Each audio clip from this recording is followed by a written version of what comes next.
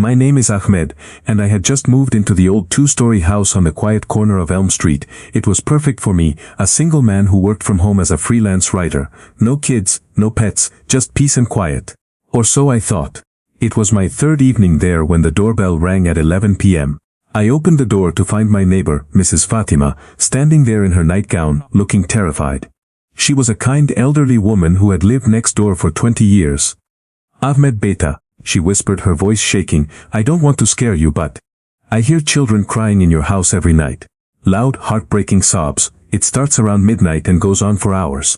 Please, are you okay? Do you need help?"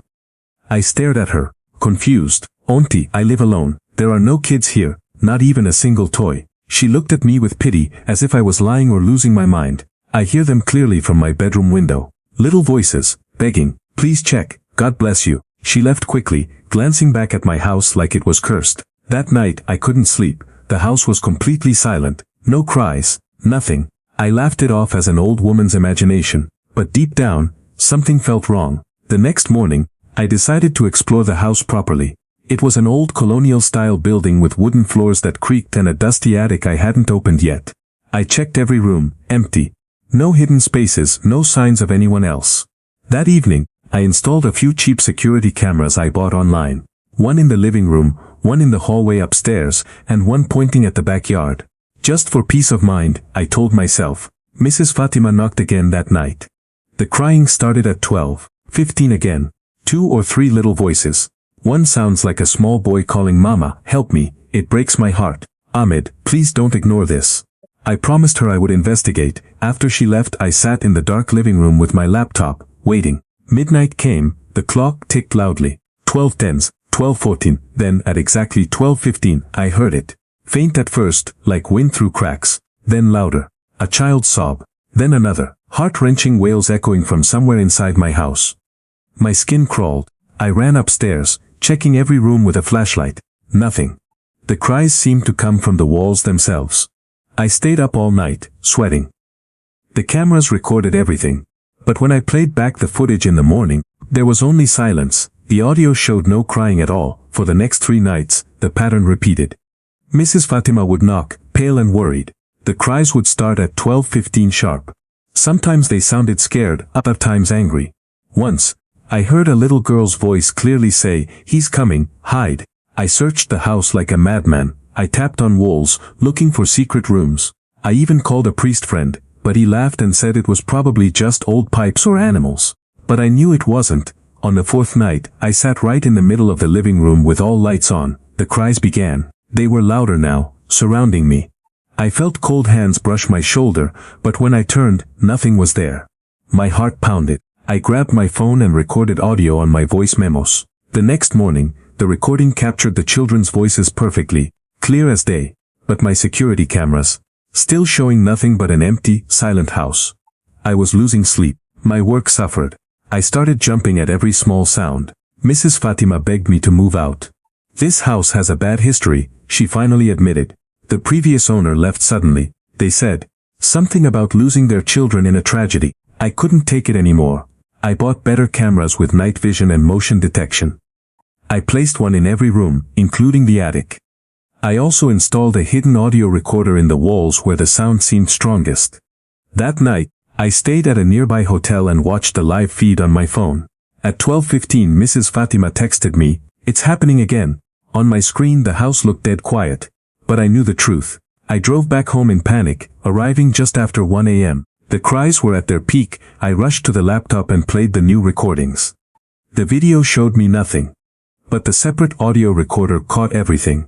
Children's voices begging, crying, and then a man's low, evil laugh in the background. Then I checked the attic camera more carefully. I zoomed in on the far corner where the roof met the wall. There, in the night vision, something moved. Not a child, something darker. A shadowy figure that looked almost human, but twisted, with long fingers. My blood ran cold.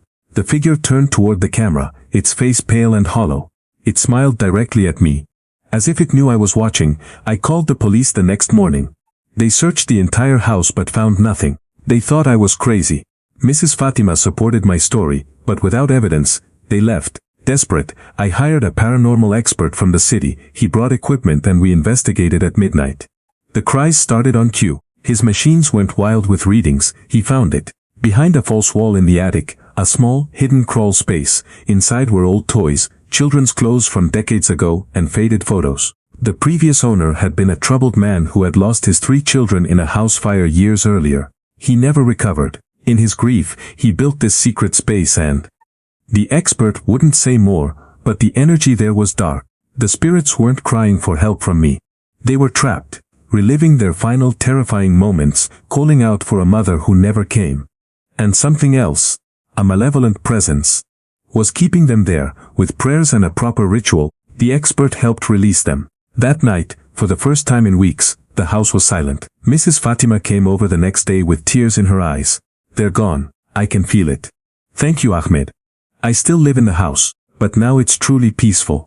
Sometimes at midnight I think I hear faint laughter, happy laughter this time. The children are finally free. Weeks passed after the ritual, and true peace finally settled over the old house. I slept through the nights without waking up in cold sweat. Mrs. Fatima smiled warmly whenever she saw me. The air feels lighter, Beta. You did a good thing. I even started writing again, turning my terrifying experience into a short story draft.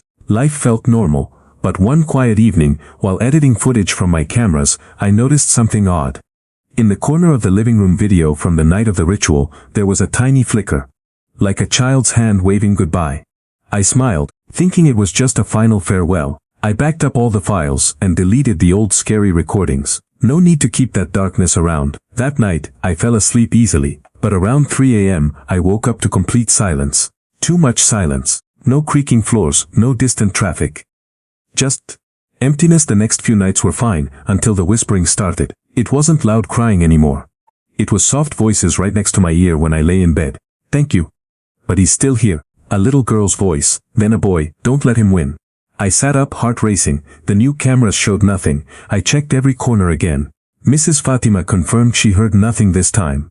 Maybe your mind is still healing, she said gently. But the whispers grew clearer. They told me stories in broken sentences. The previous owner, Uncle Raim, had been a kind father once, then something changed him. The children, Sarah, Bilal, and little Ayesha, didn't die in a fire. That was the lie he told everyone. The truth was much darker. I started researching online late at night. Old newspaper clippings mentioned the children's disappearance. The case was closed as a tragic accident, but neighbors had whispered about screams and a locked basement that no one could find. One night the girl's voice became urgent. Check the floor, under the rug. I pulled up the old carpet in the hallway the next morning. There it was, faint outlines of a trapdoor I had never noticed. With tremblings I pried it open. Cold air rushed up, carrying the smell of damp earth and something metallic. A narrow staircase led down into a small basement no bigger than a bedroom. I went down with a flashlight and my phone recording. The walls were covered in children's drawings, happy families, then darker ones with a tall angry shadow. In the corner lay old toys and 3 small pairs of shoes, perfectly placed as if waiting for their owners to return. My stomach turned. On the far wall, scratched into the concrete, were the words, "Papa won't let us leave." I climbed out quickly and called the expert again. He arrived the same evening. "This is worse than I thought," he said after examining the basement. The father didn't just trap their spirits. He made a deal with something evil to keep them forever. The ritual only freed part of them. The strongest one is still tied to this house. And to you now. That night, as we prepared another cleansing, the house shook. Doors slammed on their own. The children's voices screamed warnings. "He's angry, run." The entity appeared fully this time, not on camera, but in the flickering hallway light. A tall man in old-fashioned clothes, his face twisted with rage and sorrow. He wasn't just a ghost, he was something that had fed on the children's fear for decades. I stood with the expert, holding blessed items and repeating prayers. The temperature dropped sharply. Toys from the basement flew across the room. The shadowy figure lunged at me, whispering in a voice that sounded like grinding bones. "They are mine. You cannot take them." The children's voices joined ours, growing stronger. For the first time I saw their faint outlines, a little girl holding her brother's hands, standing bravely behind me. Their combined light pushed against the darkness. The battle felt endless. Lights burst. The floor cracked. Mrs. Fatima prayed loudly from outside the house, her voice giving us strength. Finally, with one final loud cry from the children, the evil presence shattered like glass and vanished into the ground. Exhausted, I fell to my knees. The expert smiled weakly. It's over. They are free now. The next morning, sunlight felt warmer. I sealed the basement permanently and renovated the house with bright colors and new furniture. Mrs. Fatima brought sweets to celebrate. The children's spirits appeared one last time in a dream, laughing and playing in a beautiful garden, waving goodbye. I uploaded my first YouTube video about the experience. With changed names for privacy, it connected with thousands of people who shared their own haunted house stories. The house is now truly peaceful. Sometimes I still hear faint happy giggles, but they feel like blessings.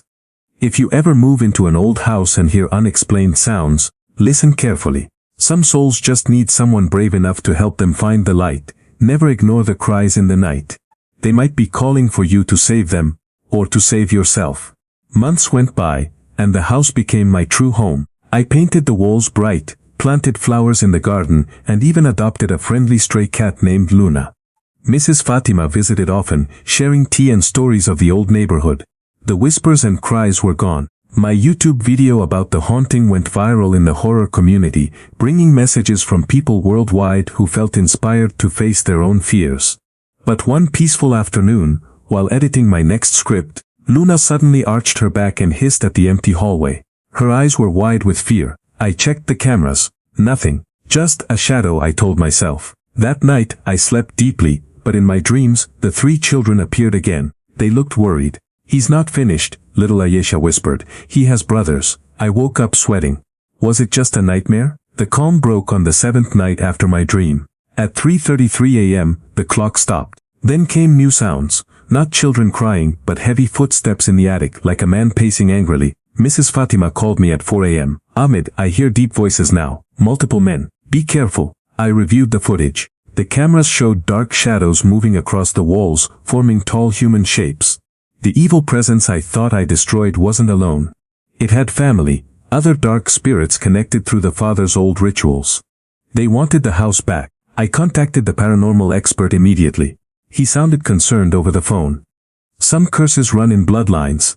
We may need to dig deeper into the family history. The next day, I visited the local records office with Mrs. Fatima. We discovered the terrifying truth. Uncle Rahim wasn't the only one. His father and grandfather had practiced forbidden rituals in the same house, trapping souls to gain wealth and power. The children were just the latest victims in a chain that went back 80 years. That night, the shadows attacked. Lights flickered wildly. The temperature dropped so low that frost formed on the windows. I heard the children's voices again, but this time they were protecting me. Hide. They're coming for you now. I barricaded myself in the living room with salt lines and holy items. The dark figures slammed against the doors. One shadowy face pressed against the window, hollow eyes filled with pure hatred. This house belongs to us, it growled. The expert arrived with a team of 3 experienced people. We performed a powerful group ritual in the basement. As we chanted, the house fought back. Furniture moved. Glass shattered. The dark spirits revealed themselves fully. 4 tall, terrifying figures representing generations of evil. The children's spirits joined us fully this time, their light growing brighter. I spoke directly to the entities. Your time is over. These souls are free, and so is this house. The battle reached its peak when the main dark spirit lunged at me. Pain shot through my arm as icy fingers gripped me, but with the children's voices rising in a beautiful chorus and everyone's prayers, a powerful burst of energy filled the room. One by one, the dark figures screamed and dissolved into smoke. Silence fell.